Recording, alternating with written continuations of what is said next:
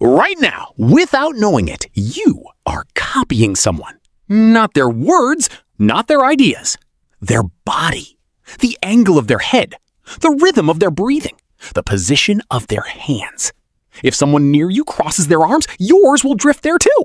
If someone laughs, the muscles in your face will begin to mirror the movement before you have consciously decided to smile. You are doing this constantly, automatically, and almost always without any awareness that it is happening at all. And the reason goes deeper than politeness, deeper than social learning, deeper than anything you were taught. It reaches into the architecture of your brain itself. In the early 1990s, a team of neuroscientists at the University of Parma in Italy were studying the motor system of macaque monkeys.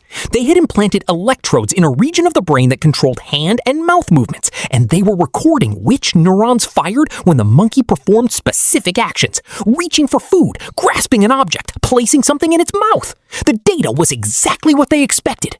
Until a researcher walked into the lab, picked up a piece of food, and brought it to his own mouth. The monkey, sitting still and watching, had not moved, but its motor neurons fired anyway. Exactly the same neurons that fired when the monkey itself reached for food had fired while it simply watched someone else do it. The neuroscientist Giacomo Rizzolatti, who led the research team, understood immediately that something unprecedented had been discovered. These were not neurons that responded to the sight of food. These were not neurons that responded to any visual stimulus at all. They were motor neurons, action neurons, neurons whose entire purpose was to produce movement.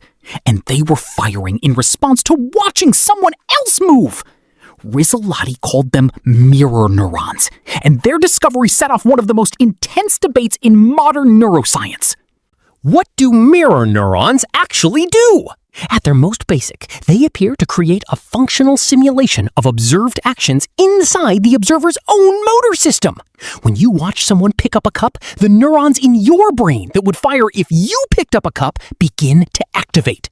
Not fully, not enough to make your hand move, but enough to create an internal model of the action, a felt sense of what it would be like to perform the movement yourself.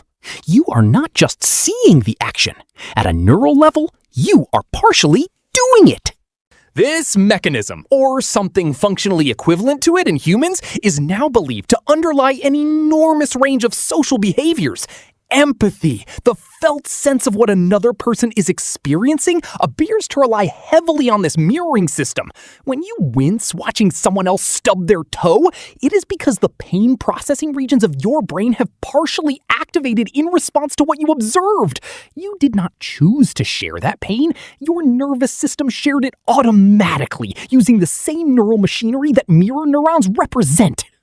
The psychologists Tanya Chartrand and John Bargh at New York University studied a phenomenon they called the chameleon effect, the unconscious tendency of people to mimic the postures, mannerisms, and behaviors of whoever they are interacting with. In their experiments, participants were asked to work on a task alongside a researcher who was either rubbing their own face or shaking their foot.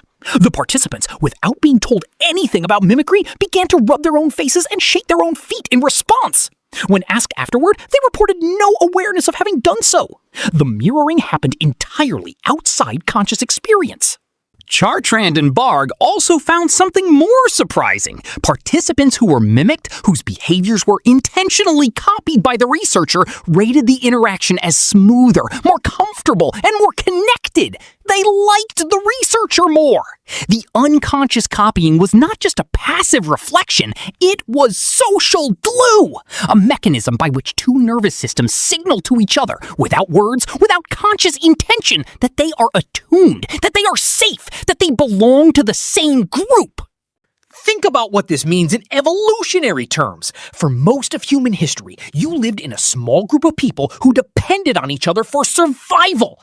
Coordinated action was the difference between a successful hunt and no food, between a defended camp and a vulnerable one, between a group that moved together through a dangerous landscape and a scattered collection of individuals.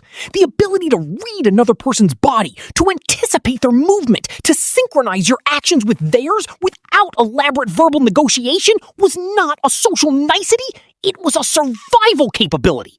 And the faster and more automatically it operated, the more effective it was.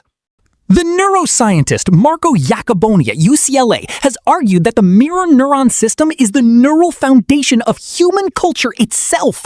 Because if you can simulate another person's actions inside your own motor system, you can learn from watching rather than from being explicitly taught. You can acquire skills, behaviors, emotional responses, and social norms simply by observing others perform them.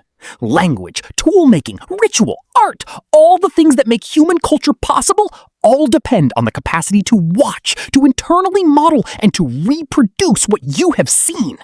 But the mirror effect goes beyond physical movements. Research has shown that emotional states spread through social groups via the same mechanisms. The psychologist Elaine Hatfield at the University of Hawaii developed a theory she called emotional contagion, the tendency of people to automatically and continuously mimic the facial expressions, vocalizations, postures, and movements of those around them, and as a result, to converge emotionally on the same state. If someone near you is anxious, your face will begin to reflect their anxiety, and the feedback from your own facial muscles will begin to produce the feeling of anxiety in you. The expression comes first, the emotion follows. You catch feelings the way you catch a cold, through exposure, through proximity, through the invisible synchronization of bodies in shared space. This is why the mood of a room changes when certain people enter it. Why one person's calm can settle an entire group. Why one person's panic can spread through a crowd in seconds. The emotional states are not just expressed, they are transmitted, body to body, face to face, through a system that evolution built not for social comfort, but for group survival. There is something vertiginous about looking at your own behavior through this lens. Every conversation you have ever had has involved a continuous, involuntary, mutual mirroring that neither you nor the other person was fully aware of. Every social connection you have ever felt was built, in part, on a foundation of unconscious physical synchrony. The warmth you feel towards certain people, the ease, the sense that an interaction flowed, much of that feeling is the felt residue of two nervous systems that successfully mirrored each other. And the people you find difficult, the interactions that feel effortful and draining, research suggests that mirroring failure, the absence of physical synchrony, of matched rhythm and reflected posture, registers in the nervous system as social friction, as a signal that this person is not aligned with you, not safe, not part of your group. You are a mirror. You have always been a mirror. And every person you have ever connected with has looked into you and seen something of themselves reflected back, not as a metaphor, as a mechanism, as something that happens in your neurons, in your muscles, in the unconscious movement of your body toward theirs every time you share the same space. Right now, without knowing it, you